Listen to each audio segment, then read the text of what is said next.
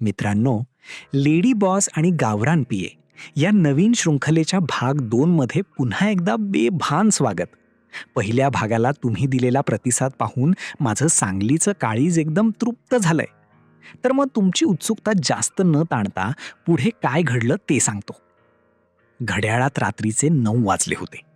निकाशा मॅडमनी दिलेल्या पत्त्यानुसार मी कफ परेडच्या एका अतिशय आलिशान आणि गगनचुंबी टॉवर समोर पोहोचलो. इमारतीच्या गेटवर असलेल्या सिक्युरिटी गार्ड्सनी माझा साधा पेहराव पाहून मला आधी अडवलं.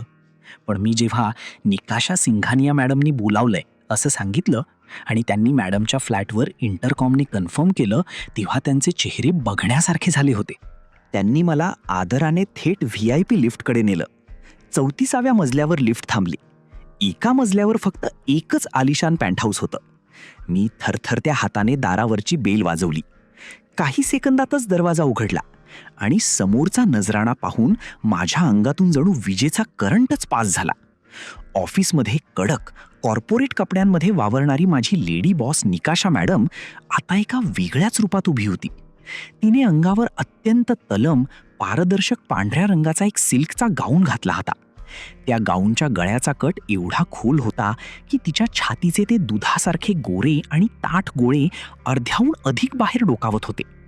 तिचे केस मोकळे सोडलेले होते आणि तिच्या अंगातून येणारा तो सुगंधी मादक परफ्यूम संपूर्ण हॉलमध्ये दरवळत होता. या राहुल, मी तुझीच वाट पाहत होते. तिचा आवाज आता ऑफिससारखा कडक नव्हता, तर कमालीचा मखमली आणि आमंत्रण देणारा होता. मॅडम, या ऑफिसच्या फाईल्स. मी माझे डोळे खाली झुकवत फाईल तिच्या समोर केली. ती खसकन हसली. तिने फाईल घेतली आणि बाजूच्या टेबलावर फेकून दिली.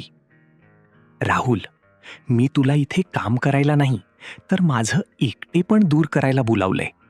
मुंबईच्या या एवढ्या मोठ्या फ्लॅटमध्ये मी रोज रात्री किती एकटी असते याची तुला कल्पनाही नाही.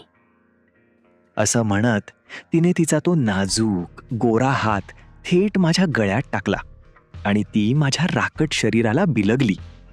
तिचे ते गरम आणि मऊ गोळे जेव्हा माझ्या रुंद छातीवर घासले गेले, तेव्हा माझ्यातला सांगलीचा गडी पूर्णपणे पेटून उठला. माझ्या पॅन्टच्या आतल्या बाबूरावने कपाटातून सरळ ताठ होऊन बाहेर येण्यासाठी पॅन्टवर एक मोठा तंबू ठोकला. निकाशा मॅडमची नजर एका क्षणात माझ्या पॅन्टच्या त्या फुगवट्याकडे गेली. तिचे डोळे विस्फारले आणि तिच्या चेहऱ्यावर वासनेची एक मादक चमक आली. ओ माय गॉड राहुल, ऑफिसमध्येच मला समजलं होतं की तुझ्या या राकट शरीरात खरी मर्दानी ताकद लपलेली आहे. कॉर्पोरेट जगातले ते सुटाबुटातले नामर्द मला कधीच तृप्त करू शकले नाहीत. आज मला तुझ्या या गावरान ताकदीची चव चाखायची आहे. तिने थेट माझ्या ओठांवर तिचे ओठ दाबले. तिच्या ओठांची चव स्ट्रॉबेरीसारखी गोड होती. तिने आवेगाने मला चुंबन द्यायला सुरुवात केली. मीही आता स्वतःला रोखू शकलो नाही. मी माझ्या मजबूत हातांनी तिची ती गोरी कंबर घट्ट पकडली आणि तिला उचलून थेट तिथल्या मखमली सोफ्यावर आडवे केले. तिच्या गाऊनची नाडी मी एकाच झटक्यात ओढली आणि तिचा तो पांढरा गाऊन तिच्या शरीरावरून बाजूला झाला. निकाशा मॅडम आता पूर्णपणे निसर्गाच्या रूपात माझ्यासमोर उभी होती. तिची ती सडसडीत फिगर आणि मऊ त्वचा पाहून माझा बाबूराव पॅन्ट फाडायला बघत होता. मी माझे कपडे पटापट उतरवले. जेव्हा माझा तो 6 फुटांच्या शरीराला साजेसा राकट आणि अवाढव्य बाबूराव तिच्या समोर आला, तेव्हा त्या करोडपती लेडी बॉसच्या तोंडून भीतीने आणि उत्सुकतेने एक लहानशी किंचाळी फुटली. राहुल, हा तर खरोखरच पैलवान आहे.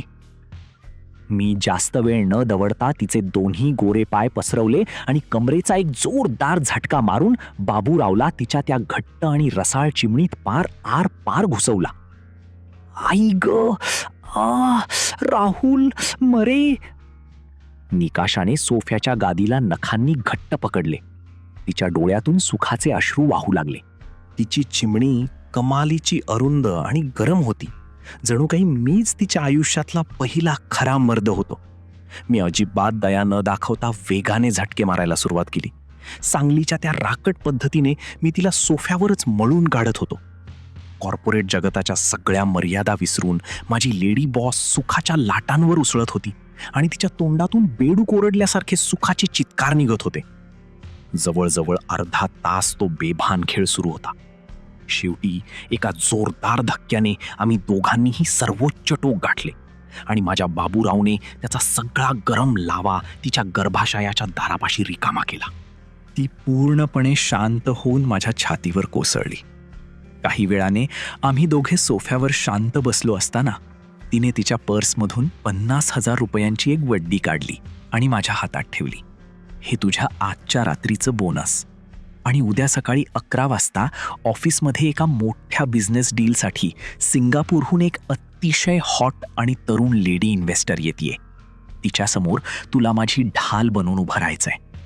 मी पैसे खिशात घातले आणि रात्री 2:30 वाजता तिच्या फ्लॅटवरून निघालो.